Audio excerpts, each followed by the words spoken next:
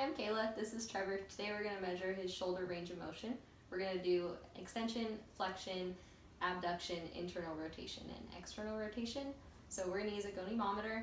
This will line up with the major joints of the body, and then these arms will move to tell us the degree of range of motion for that joint.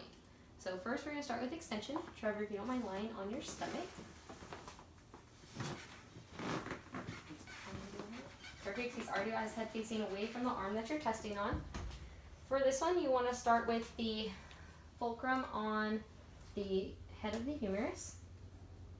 The stationary arm is going to stay midline with his body. And then go ahead and raise that arm up as much as you can. Good. You're going to move the moving arm to the lateral epicondyle. And this shows us that he has 45 degrees of extension in the shoulder. All right. Go ahead and flip over onto your stomach for me. Next, we're going to test shoulder flexion.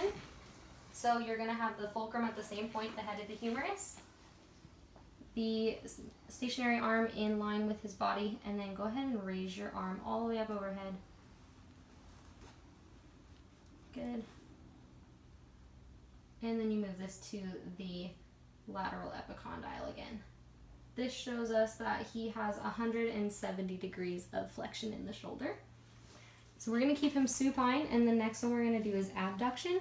For this one, make sure you change the plane of your goniometer to measure differently than the flexion. Go ahead and externally rotate your palm, and then bring the arm all the way up to the side as much as you can. This way. Okay, for this one, you're going to put the fulcrum right at the axis of motion.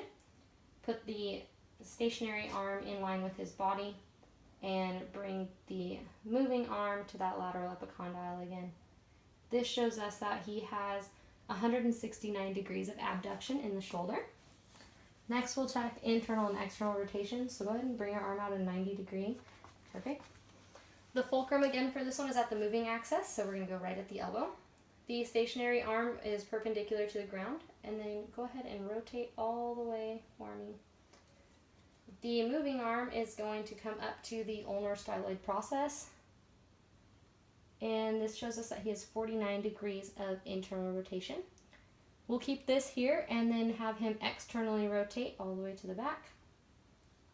Good. Again, you bring the moving arm to that ulnar styloid process, and this shows us that he has 87 degrees of external rotation.